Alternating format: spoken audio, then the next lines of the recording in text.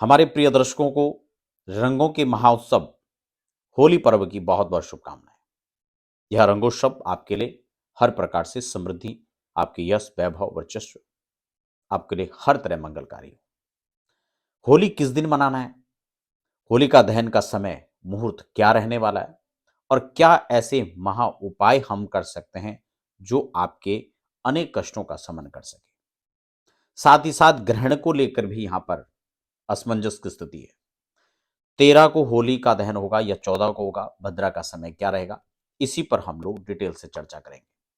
अगर आप ऐसे ही वीडियोस देखना चाहते हैं तो चैनल को सब्सक्राइब जरूर कर लीजिए और बेल आइकन जरूर प्रेस कर लीजिए, क्योंकि यहाँ पर ऐसे ही संशय छेदन वाले कार्यक्रम हम आपके लिए लेकर आते हैं। साथ ही अध्यात्म, ज्योतिष और वास्तु से रिलेटेड चर्चाएं भी यहाँ पर हम आपके साथ करते हैं।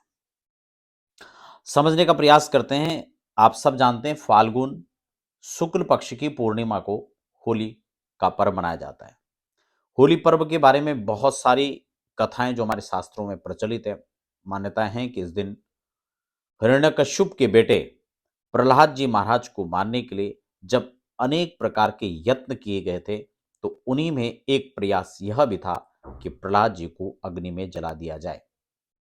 और तब उस कार्य के लिए होलिका जो उनकी बहन थी, उनका सहारा लिया गया, क्योंकि होलिका को वरदान था कि वो अग्नि से नहीं जलेंगी। और होलिका की गोद में प्रहलाद जी को बैठाकर प्रहलाद जी को जल इस अग्नि में भस्म करने का, जलाकर भस्म करने का प्रयास किया गया। लेकिन यह कुत्सित प्रयास सफल नहीं हो पाया, क्योंकि वो चदरिया, वो वरदान की जो चदरिया थी, वो उसी समय होलिका के बदन से अलग हो जाती है और होलिका जल जाती हैं। लेकिन प्रहलाद जी महाराज उस अग्नि में भी पुष्पों के बीच होने का महसूस करते रहे। आप समझ चुके होंगे, होलिका दहन इसीलिए किया जाता है क्योंकि उस दिन होलिका जो उनकी बहन थी हिरण्यकश्यप की, उनको यहां पर जलाया था। तो ये पर्व असत्य पर सत्य की विजय भी है। भक्त की विजय उत्सवता के मनाने के लिए भक्त के विजय श्री को हम लोग उपलब्धियों को देख करके यह उत्सव मनाते हैं और रंगों के रूप में हम फिर इस पर्व को मनाते हैं। तो होलिका पूर्णिमा के दिन जली थी, इसलिए होलिका मनाने का दिन वही है। नेक्स्ट अगले दिन हम लोग उत्सव में फिर अनेक प्रकार की गीली होली हम लोग रंगों के द्वारा, जल के द्वारा हम लोग खेलते हैं। तो यहां पर जो भद्रा है वो पहले दिन यानी 13 को स्टार्ट हो जाएगी और 13 को ही हम लोग होलिका दहन भी करेंगे। सुबह भद्रा का समय 10:30, लगभग 10:35 से रात्रि 11:26 तक भद्रा रहेगी। आप सब जानते हैं भद्रा में विशेषकर रक्षाबंधन और होलिका दहन नहीं होता है, इसीलिए 11:26 तक भद्रा होने के बाद 11:27 से रात्रि में होलिका दहन का शुभ मुहूर्त रहेगा, जो कि लगभग 12:30 तक का समय होगा 13 तारीख की रात्रि को। अब बात आती है ग्रहण की।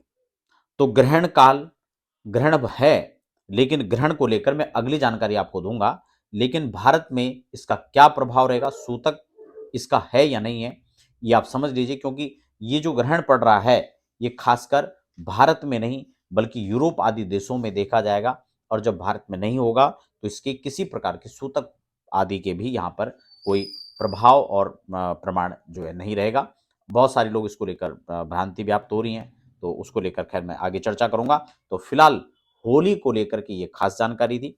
अगर आप किसी भी प्रकार से अपनी शुभता और मंगलता के लिए यह पर्व कुछ विशेष उपाय करना चाहते हैं, तो आप कुशा की एक ग्रंथि बना लें और उसको 7 बार या 21 बार अपने सिर से वार करके जौ के साथ मिश्रित करके आप होलिका में इसको होलिका दहन में डाल दें।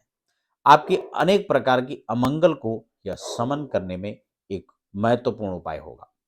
जो लोग चाहते हैं कि उन्हें नौकरी या व्यवसाय में तरक्की मिले, वो या किसी भी प्रकार की अपनी कोई खास विशेष कामनाएं, लक्ष्मी की प्राप्ति के लिए अगर आप कोई जप, कोई मंत्र साधना करना चाहते हैं, किसी विशेष कामना के लिए कोई अनुष्ठान करना चाहते हैं, तो होली की रात इसके लिए विशेष होता है। इसलिए यह रात्रि होली का जो है ये विशेष महत्वपूर्ण रात्रि होती है। इसीलिए इस रात्रि में आप मंत्र सिद्धि के लिए भी प्रयास कर सकते हैं। इसके लिए आप किसी अपने गुरु का सानिध्य लें, किसी सफल व्यक्तित्व का सानिध्य लें और उनसे मिलकर किसी साधना के बारे में जानकारी लेकर फिर इस साधना को करें। तो फिलहाल बने रहें। आप सबको बहुत बहुत मंगल कामनाएं, शुभकामनाएं। होली पर्व आपके लिए उन्नति कारक, आपके लिए यश और वृद्धि कारक हो। आप सबको शुभकामनाएं। धन्यवाद।